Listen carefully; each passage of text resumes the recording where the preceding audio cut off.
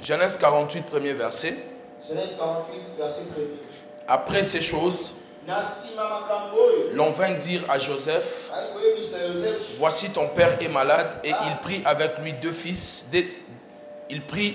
ses deux fils, Manassé et Ephraïm. On avertit à Jacob et on lui dit, voici ton fils Joseph qui vient vers toi. Et Israël rassembla ses forces et s'assit sur son lit. Jacob dit à Joseph, le Dieu Tout-Puissant m'est apparu à Luz, dans le pays des Canaan, et il m'a béni. Il m'a dit, je te rendrai fécond, je te multiplierai, je ferai de toi une multitude de peuples, je donnerai ce pays à ta postérité, après toi, pour qu'elle le possède à toujours. Maintenant, remarquez bien le verset 5, la Bible dit, maintenant, les deux fils qui te sont nés au pays d'Égypte, avant mon arrivée vers toi en Égypte, seront à moi, Ephraïm et Manassé, seront à moi comme Ruben et Siméon. Mais les enfants que tu as engendrés après eux seront à toi. Ils seront appelés du nom de leurs frères dans leur héritage. À mon retour de Padan, Rachel mourut en route auprès de moi, dans le pays de Canaan, à quelque distance d'Ephrata. Et c'est là que je l'ai enterré, sur le chemin d'Ephrata qui est Bethléem. Israël regarda le fils de Joseph et dit, qui sont ceux-ci? Joseph répondit à son père, ce sont mes fils que Dieu m'a donnés ici. Israël dit, fais-les, je te prie, approcher de moi pour... Fais-les, je te prie, approcher de moi pour que je le bénisse.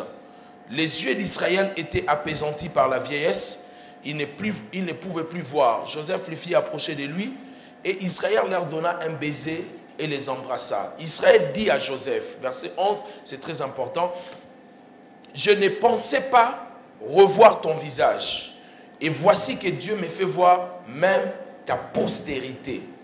Joseph les retira des genoux de son père, et il se prosterna à terre devant lui.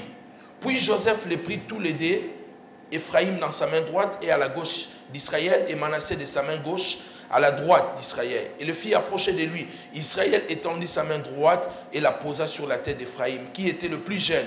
Il posa sa main gauche sur la tête de Manassé. C'est fit avec intention qu'il posa ses mains ainsi, car Manassé était le premier-né. Il bénit Joseph et dit que le Dieu en présence duquel ont marché mes pères, Abraham et Isaac, que le Dieu qui m'a conduit depuis que j'existe jusqu'à ce jour, que l'ange qui m'a délivré de tout mal bénisse ses enfants, qu'ils soient appelés de mon nom et du nom de mes pères, Abraham et Isaac, qu'ils multiplient en abondance au milieu du pays.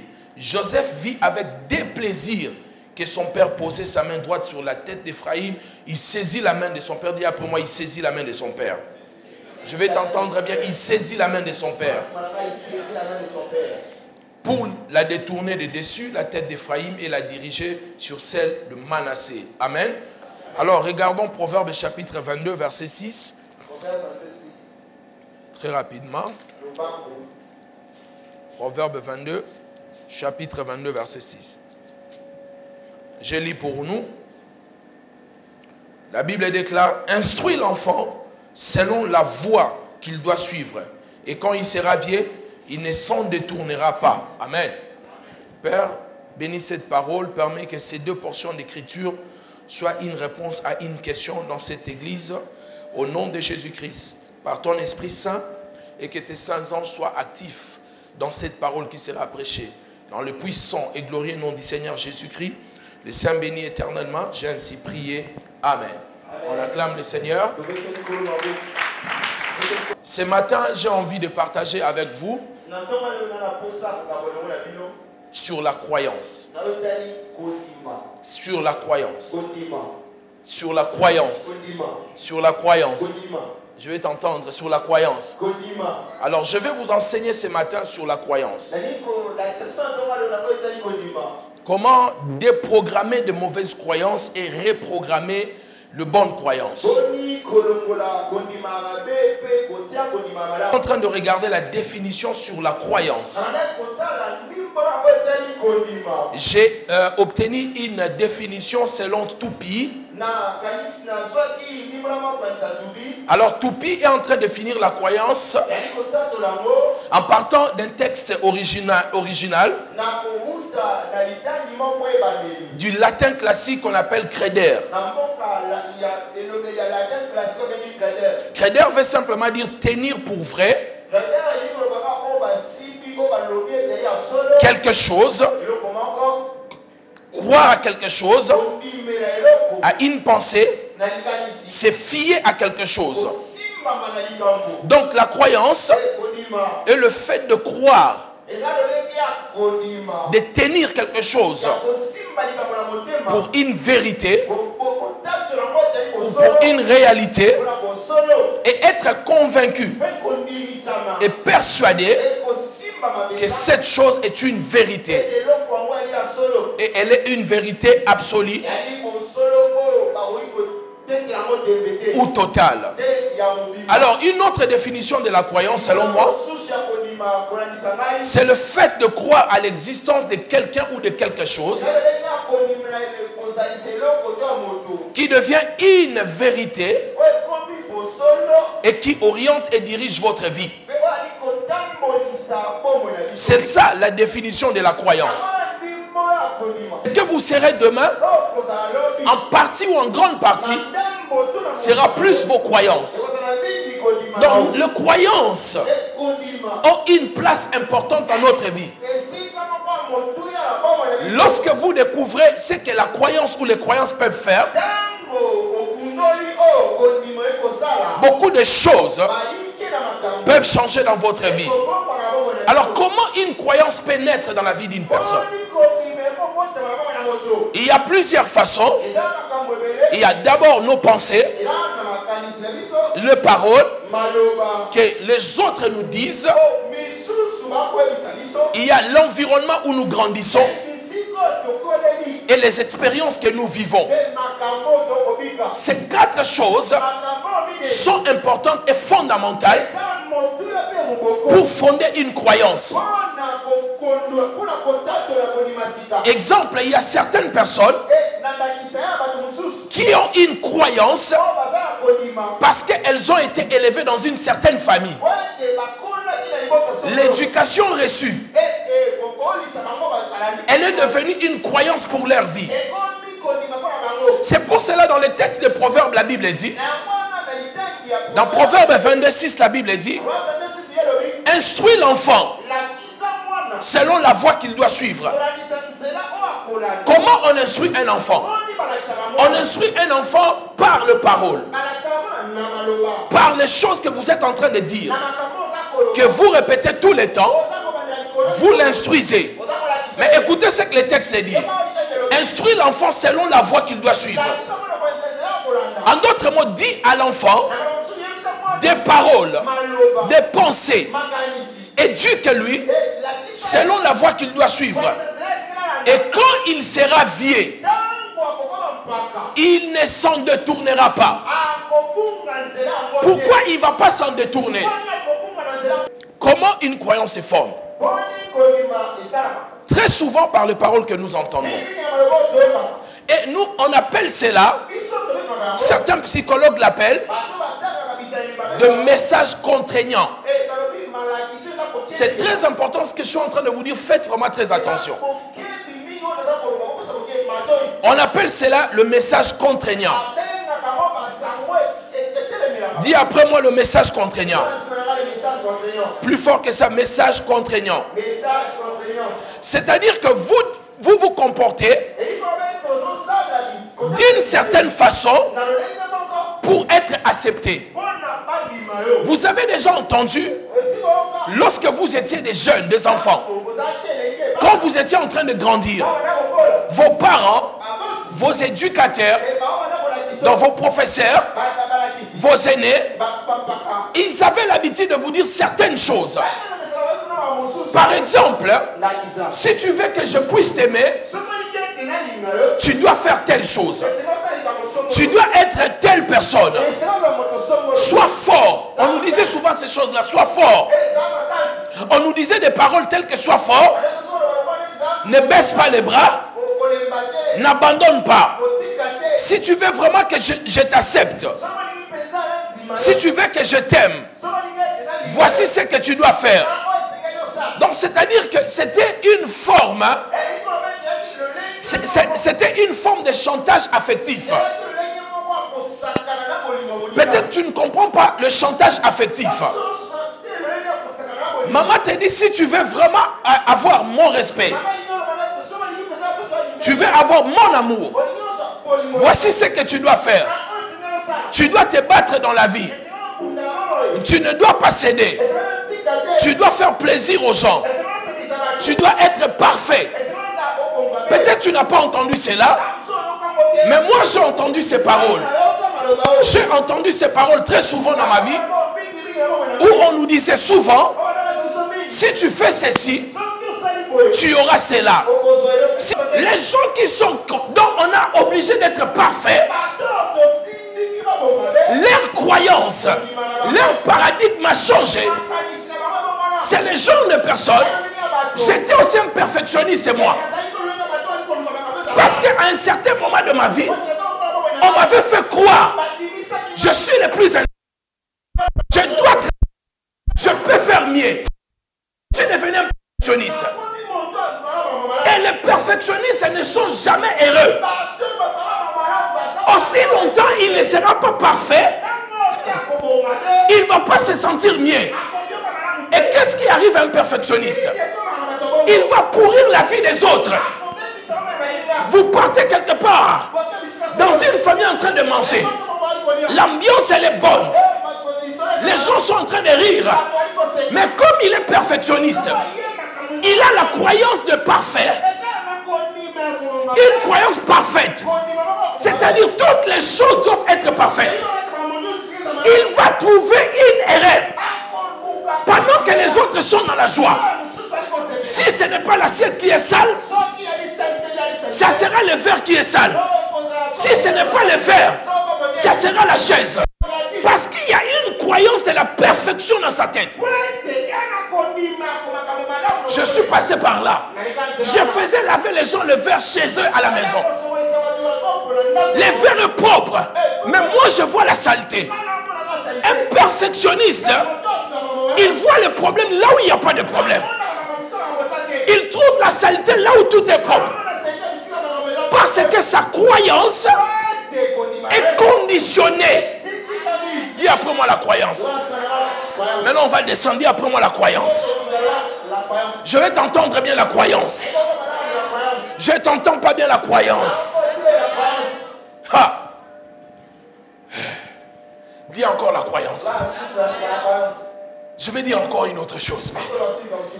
On vous a dit aussi, tu ne dois pas révéler les secrets. Des jeunes filles. Un oncle était touché la nuit. Un oncle.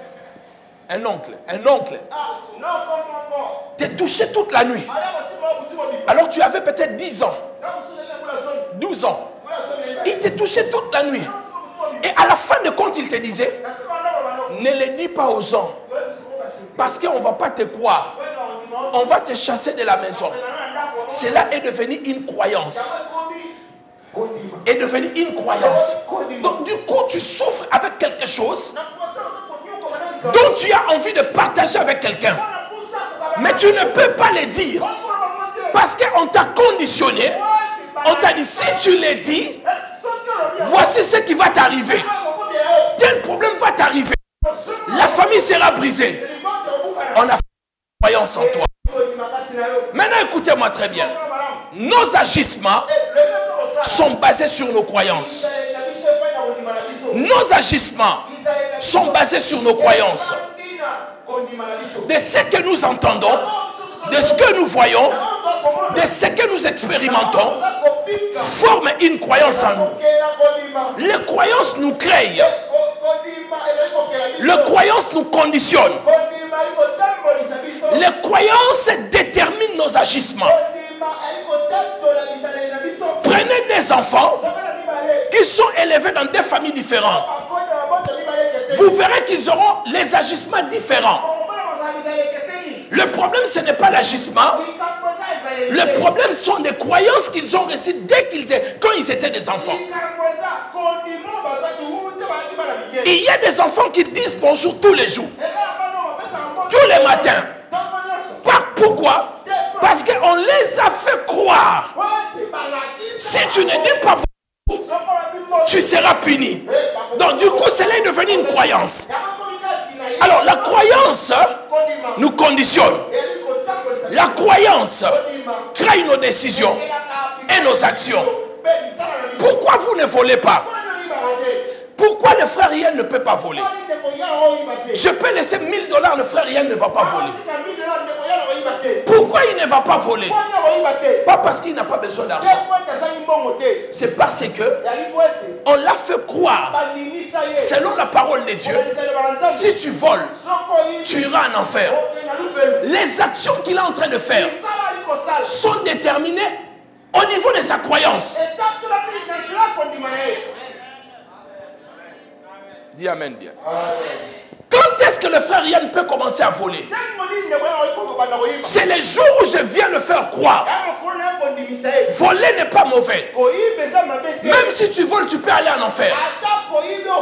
Dis Amen bien. Un Amen bien.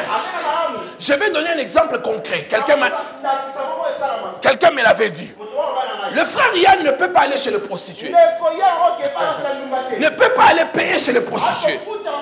Parce qu'il croit que c'est un péché. Maintenant, moi je viens de faire croire. Frère Yann, la première personne qui a cherché une prostituée, c'est dans la Bible. C'est Jacob. Jacob a payé une prostituée. Ce n'est pas un péché. Tu peux payer la prostituée. Alors le frère Yann va chercher une prostituée. Alors qu'il y a quelques jours, il ne pouvait pas le faire. Mais après avoir écouté moi, ma prédication, il commence à le faire. Pourquoi ces agissements ont changé? C'est parce que j'ai réussi à changer sa croyance. Et puisque j'ai déprogrammé la croyance, les agissements aussi partent. Quand une croyance est déprogrammée, les agissements vont partir avec cette croyance. Mais quand la croyance, une autre croyance entre, vous allez agir aussi d'une autre manière. Quelqu'un me dit Amen bien. Un Amen pour que je te prêche bien. Dis un Amen pour que je te prêche. Tout changement dépend de notre croyance.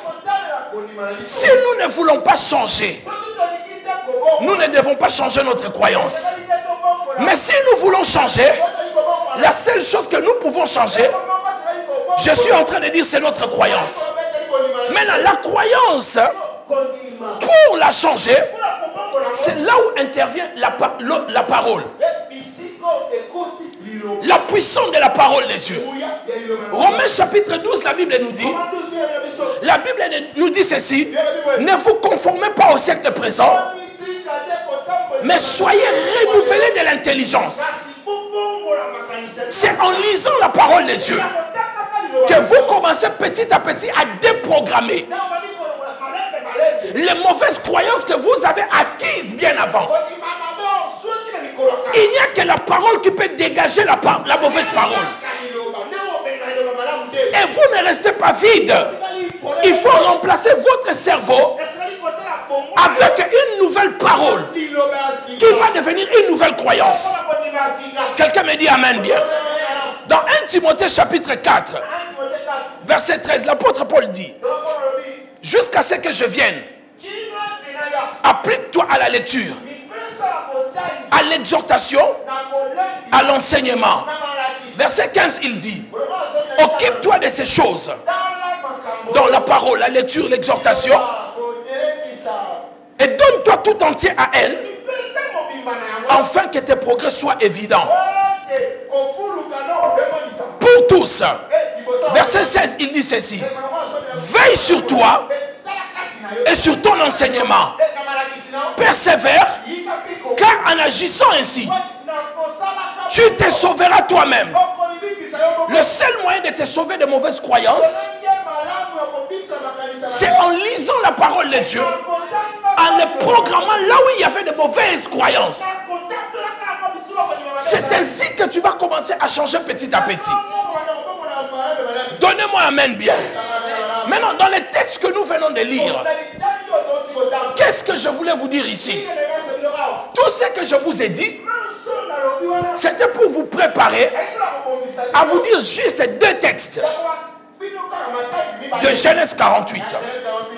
Lorsque Dieu a appelé Jacob, Dieu a rencontré Jacob, Dieu a dit à Jacob, je serai avec toi, je ne t'abandonnerai point.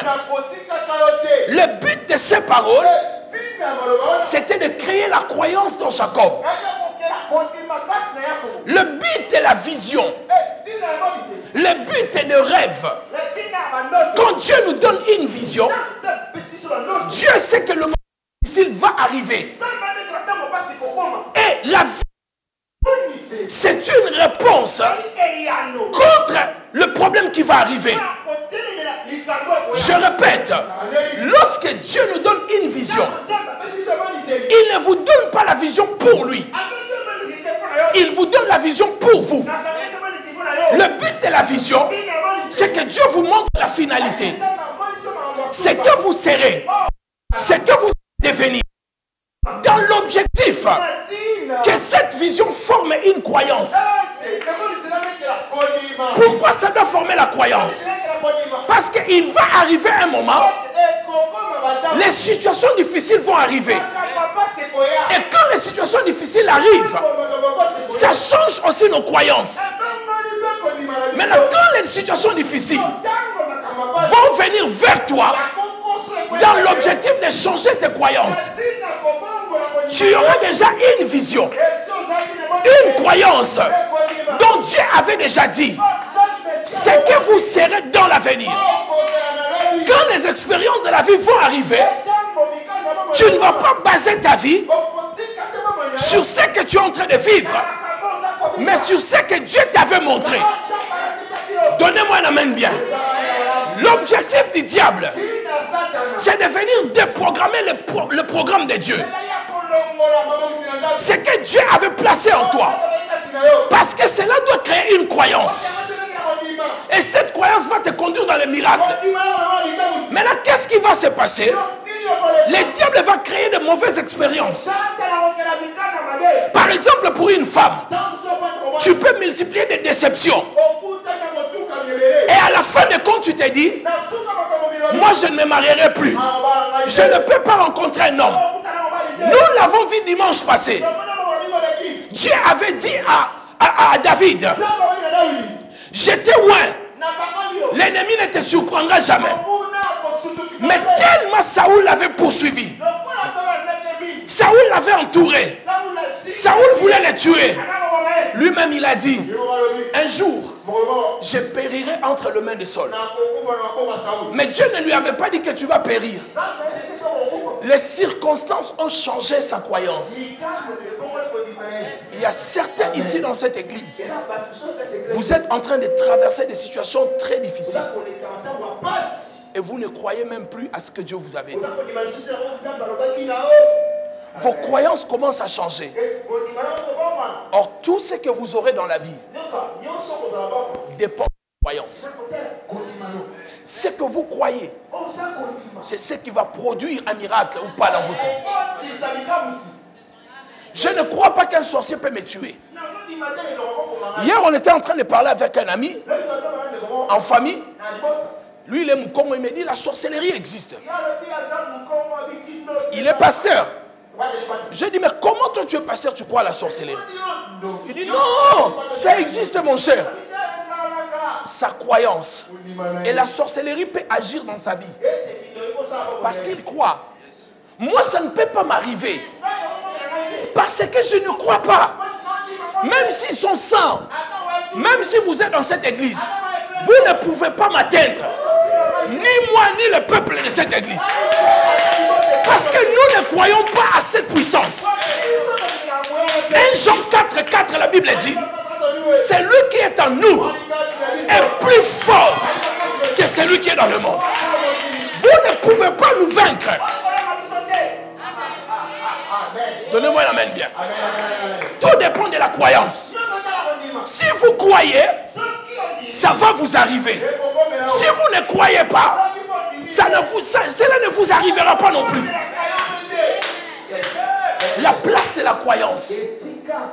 Le diable cherchera seulement à changer vos croyances en créant des circonstances. Maintenant, nous sommes dans les textes là, nous sommes en train de citer. Dans Genèse 48. La Bible dit, suivez-moi très bien. Jacob, il est mourant.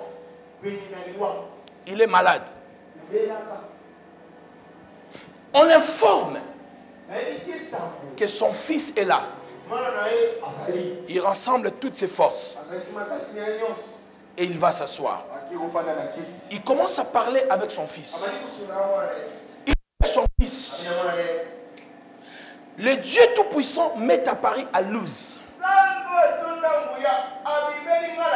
Il m'a béni. Il m'a dit, je te rendrai fécond. Je ne pensais plus te revoir.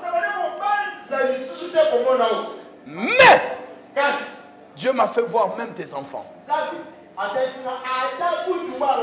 Regardez-moi. Quand il est parti à Luz, il a vu la vision divine. Il a vu les anges monter et descendre. Il était très heureux, très épanoui. Dieu m'a parlé.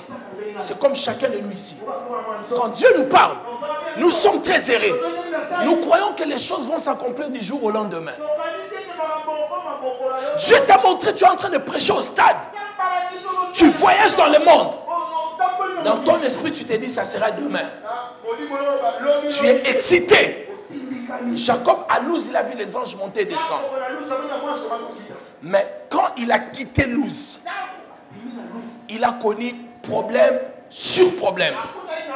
Souffrance sur souffrance. Et à un moment,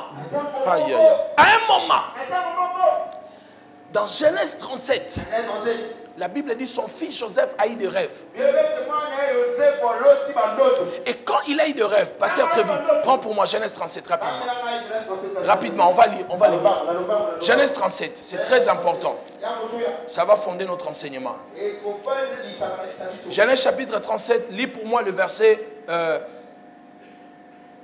8. Non, verset 10.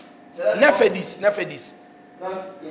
Très rapidement. Genèse 37, 9 et 10, nous lisons dans Jésus. Amen. Il eut encore un songe. Oui. Et il les raconta à ses frères. Oui. Il dit, j'ai eu encore un songe. Oui. Et voici le soleil, la lune et 11 étoiles se prosternaient devant moi. Il les raconta à son père et à ses frères. Oui. Son père le reprimanda et lui dit, que signifient ces songes que tu as eus? Oui. Faut-il que nous venions, moi, ta mère et tes frères, nous prosterner en terre devant toi? Verset 12.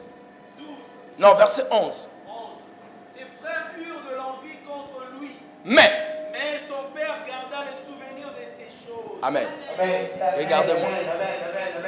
Joseph a expliqué ses songes. Dans ces songes-là, ce n'est pas lui qui donne l'explication. C'est son père qui lui dit, moi, ta mère et tes frères, nous devons nous prosterner devant toi. Ses frères l'ont haï. Mais la Bible dit, Jacob garda ces choses en souvenir. Il se disait que ces choses vont arriver. Regardez-moi, je suis en train d'arriver. C'est comme toi. Un jour ici, l'onction était forte. Tu as reçu la prophétie. Tu seras un grand homme. Tu as gardé les choses en souvenir. Tu as gardé les choses en souvenir. C'est-à-dire dans Jacob, il savait qu'au plus profond de lui, c'est que Dieu avait dit à Joseph, avant la mort de Joseph, Joseph sera élevé en dignité jusqu'à ce qu'on va se prosterner devant lui. Cela est devenu une croyance Quelque temps après, dans Genèse 37 toujours, les frères de Joseph sont partis à Sichem. Ils sont partis paître les brebis de leur père. Avant cela, ils avaient tué tous les gens là-bas. Son père s'est souvenu, il a dit, peut-être on a tué mes enfants. Il a pris Joseph. Il a dit, va voir si tes frères vont bien. Et quand Joseph arrive, ses frères l'ont vu. Ils ont dit, voici le faiseur de rêve. Nous allons les tuer pour voir ce que ces rêves vont devenir. Ils ne rigolaient pas parce que les frères de Joseph étaient de meurtriers. Parce qu'ils avaient déjà tué les gens. Lorsqu'il arrive, ils ont vendu Joseph. Regardez-moi, j'arrive. Ils ont pris les vêtements, la tunique de Joseph. Ils ont mis le sang d'un bouc. Et ils ont envoyé ça à leur père. Dis Amen. Je vais te montrer quelque chose que tu n'as pas bien lu dans la Bible. Les gens ont toujours cru que le frère de Joseph, c'est eux qui ont dit à Jacob que Joseph est mort. Lisez la Bible. Ils n'ont jamais dit ça. Ils n'ont pas dit que Joseph est mort. Ils ont pris la tunique, ils ont mis le sang. Et ils ont envoyé à leur père. Et lorsque leur père a vu, c'est celui qui a dit, Joseph est mort.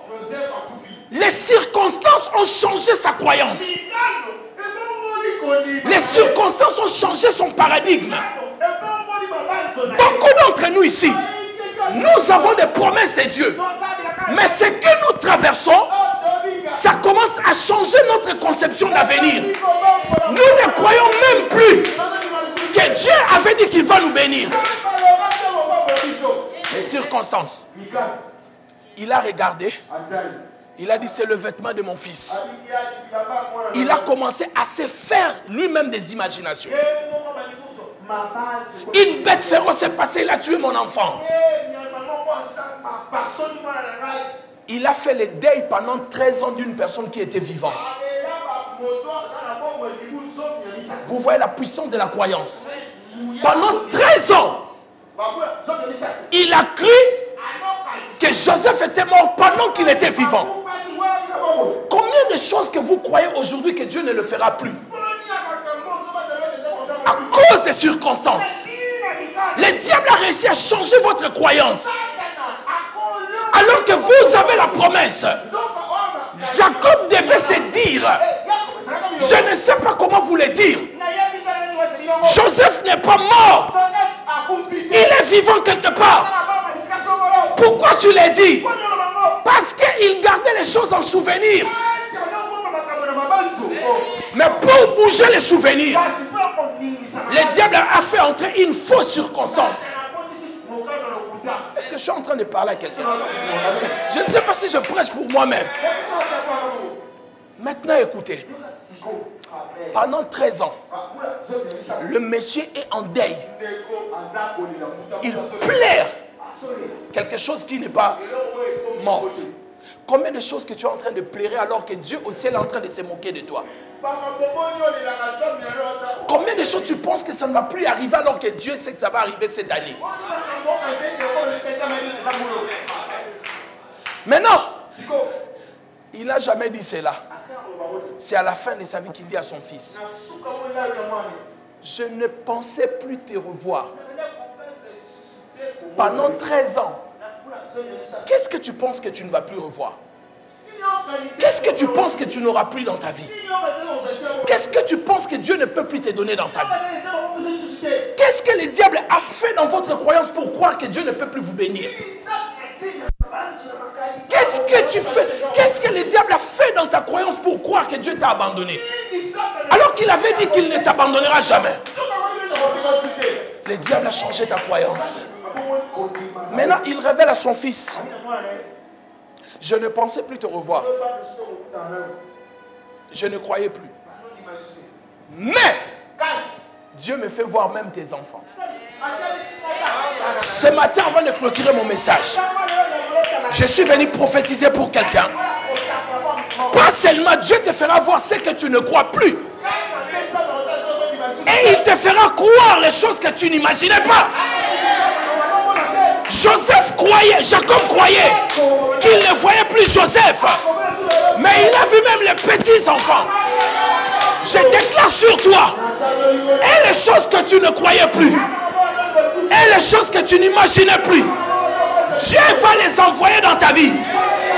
Si tu crois, dis amen, enfant. Comment? Asseyez-vous. Je ne croyais plus te revoir. Mais Dieu me fait voir même tes enfants. Je vais clôturer mon message. Je ne croyais plus te voir. Mais non. Quand il dit ça à Joseph, il dit à Joseph, qui sont ces deux enfants? Joseph était venu avec ses enfants. Il regarde ces deux enfants. Il dit, qui sont ceux-ci? Joseph dit, c'est mes enfants que j'ai eu ici en Égypte avant toi.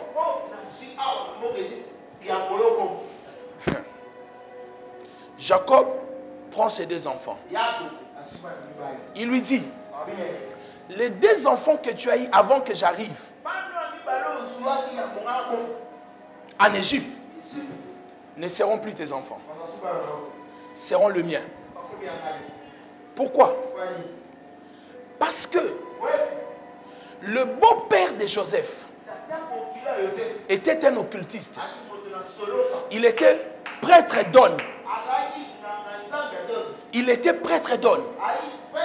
Un grand occultiste. Un grand féticheur. Jacob ayant un esprit supérieur. Il a regardé les enfants. Il a vu qu'on avait dit des paroles sur ses enfants. Ça fondait leur croyance. Et il dit à son fils, pendant qu'il est en train de le dire, il est presque aveugle. Il ne voit plus bien. La spiritualité ne dépend pas des yeux physiques. Pour voir dans l'au-delà, ça ne dépend pas des yeux physiques. Quand il s'approchait, il pose la question. Pourquoi il pose la question à son fils? Qui sont ceux-ci? Il a vu dans la spiritualité des enfants, on avait investi une mauvaise croyance. Et Joseph lui dit, ce sont mes enfants que j'ai eu en Égypte. Que Dieu te bénisse. J'ai eu en Égypte. Il dit, ces enfants ne seront plus tes enfants. Parce que ton niveau de spiritualité est plus petit que celui de ton beau-père. Et ton beau-père, il a fait des gris-gris sur ses enfants. Je vais les déprogrammer aujourd'hui. Je vais les déprogrammer. Je vais enlever des choses. Mais si j'enlève les choses de ton beau-père et je les laisse vides, les choses de ton beau-père vont revenir. C'est pour cela, ils ne seront plus tes enfants. Parce que moi, je suis un maître spirituel. S'ils deviennent mes enfants, ton beau-père n'aura plus la force de les toucher. Donnez-moi la main des choses à la vie. Tu as souffert des choses dans la vie parce que tu n'avais personne qui pouvait les déprogrammer. Ton père, sa spiritualité était basse plutôt. Il ne pouvait pas enlever ce qu'on t'avait fait. Mais ce matin, tant qu'un prophète de Dieu, tout ce qui a été programmé dans ta vie par le monde des ténèbres, je les déprogramme au nom de Jésus. Tout ce qu'on avait planté en toi, je les déprogramme au nom de Jésus. Les choses qu'on avait placées en toi pour que tu agisses d'une certaine manière, ce matin, par la puissance du nom de Jésus, je les déprogramme. J'ai dit, je les déprogramme. J'ai dit, je les déprogramme. J'ai dit, je les déprogramme. Si je crois, dis Amen 5 fois.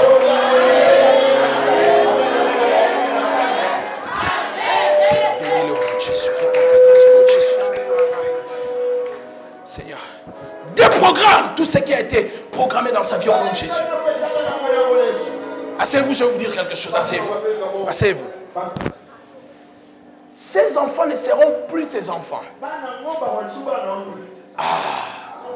Ils seront les miens. Ne seront plus tes enfants. Mais écoutez ce qu'il dit. Seulement les enfants que tu as eus avant que moi j'arrive en Égypte.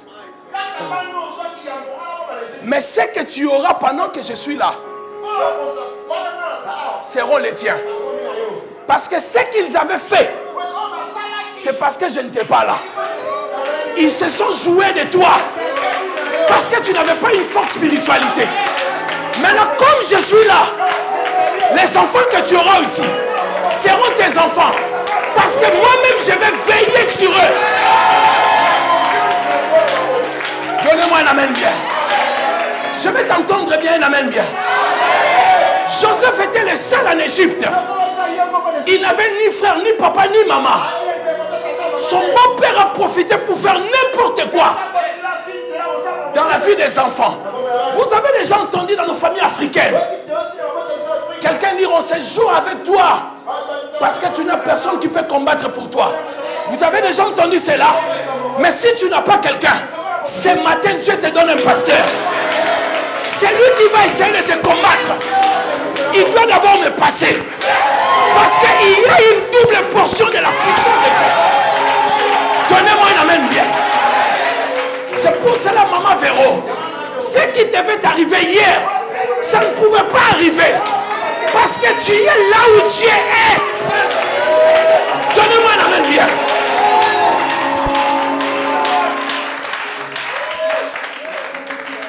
Maintenant, écoutez. Écoutez-moi. Ha. Ha. Alléluia. Il a dit non. Ah. Alléluia. Ah. Il dit, il bénit Joseph et dit, ah. Aïe, aïe, aïe, aïe. Dieu est en train de libérer les gens ce matin. Dieu est en train de déprogrammer les fausses croyances pour introduire de nouvelles croyances. Écoutez, il bénit Joseph et dit que le Dieu en présence duquel ont marché mes pères, Abraham et Isaac, le Dieu qui m'a conduit depuis que j'existe jusqu'à ce jour, que l'ange qui m'a délivré de tout mal bénisse ses enfants. Le combat était tellement fort. Jacob n'a pas seulement béni les enfants par son nom, il a invoqué ses patriarches, il a invoqué ses pères. Il a dit le Dieu qui a marché avec Abraham, c'est lui qui a marché avec Abraham pour gagner les batailles. C'est lui qui a marché avec Isaac pour gagner les batailles. C'est lui qui a marché avec moi pour gagner mon oncle là-bas, le sorcier, qui bénit ses enfants. Que ses enfants soient protégés. Mais regardez maintenant. Joseph a une petite spiritualité. Pendant qu'il bénit les enfants, il met la main droite sur Ephraïm, la main gauche sur Manassé. Joseph a dit, comme il ne voit pas, il ne sait pas ce qu'il est en train de faire. Dis Amen. Qu'est-ce que Joseph va faire? Il a bloqué la main de son père. Bloque ma main. Il a bloqué la main de son père. Il a dit, mon père, pas ainsi. C'est lui est le plus petit. Pas ainsi.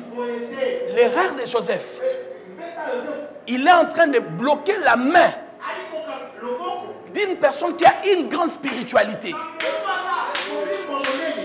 La main d'une personne qui a donné le coup à Dieu. La main qui avait touché Dieu. La main qui avait combattu avec Dieu.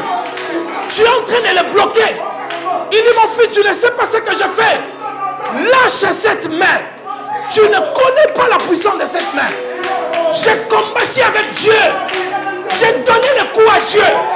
Avec cette main. Laisse-moi faire. Voilà la puissance de Dieu. Voilà la puissance de Dieu. Voilà la puissance de Dieu. Il y a la puissance dans la parole de Dieu. Et il prend cette main-là. Il impose sur le petit. Et la main gauche, il impose sur le grand. Dis amen bien. Il commence maintenant à faire quoi? À déprogrammer. Il a commencé à télécharger. Il a commencé à télécharger. Il a commencé à télécharger. Il a commencé à télécharger. Ce matin, que Dieu puisse vous télécharger. Que Dieu te télécharge des bénédictions, des puissances, des enfants, des grossesses, des bénédictions. Si tu crois dire, je les reçois. Que vos croyances changent. Que Dieu vous télécharge. Dis amen bien. Je vais t'entendre dire amen bien parce que je continue. Dis amen bien. Que Dieu puisse déprogrammer et reprogrammer dans ta vie. Au nom de Jésus. Dis amen. Je clôture. Aïe, aïe, aïe, aïe, aïe, aïe, aïe. Maintenant, écoutez ce qu'il dit quand il finit. Il dit ceci. Dans 48. Genèse 48. Il dit ceci. Qui est avec moi?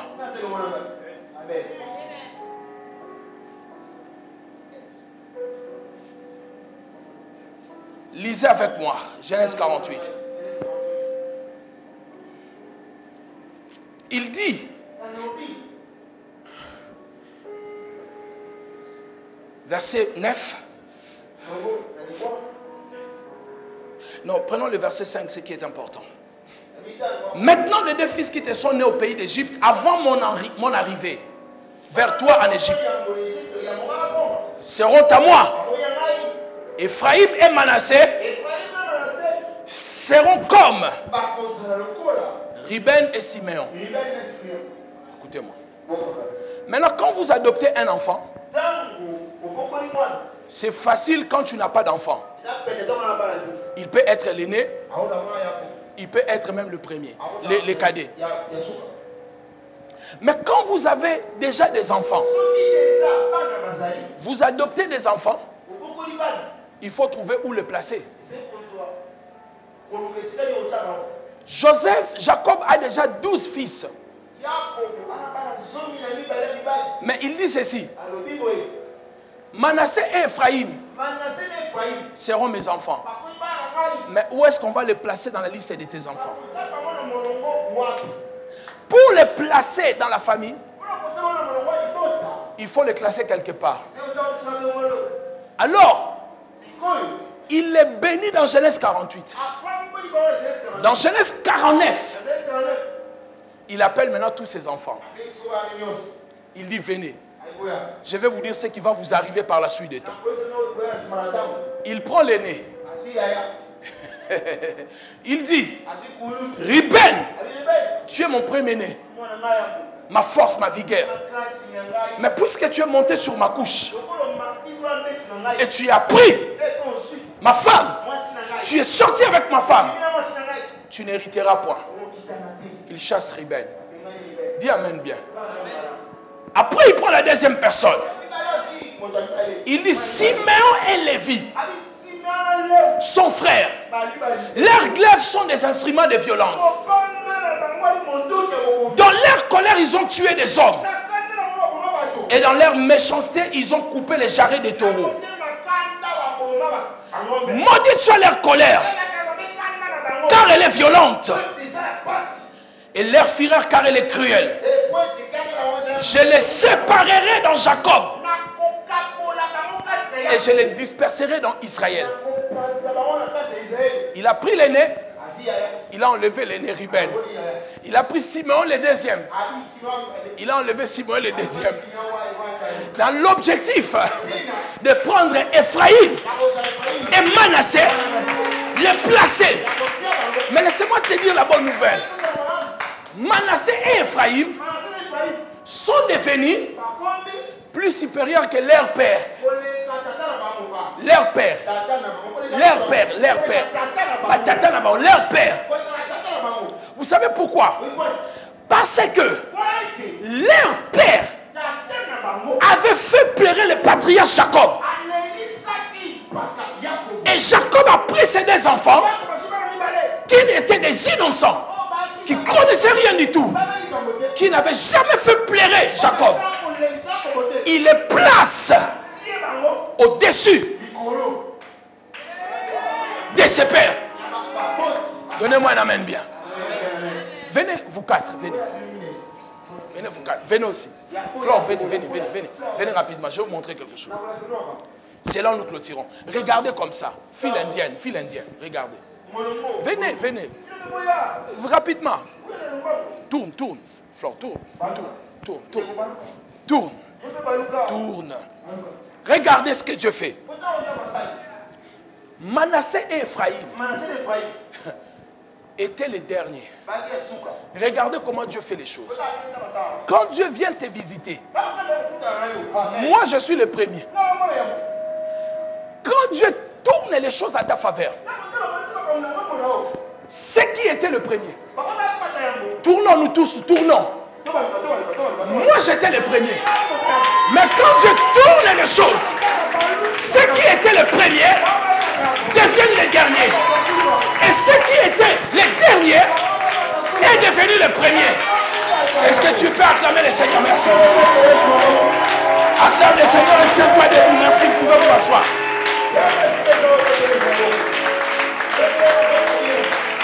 Je veux que tu acclames le Seigneur. Acclame-les.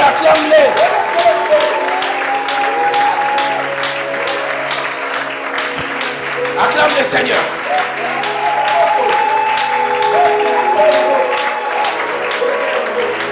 Merci, asseyez-vous.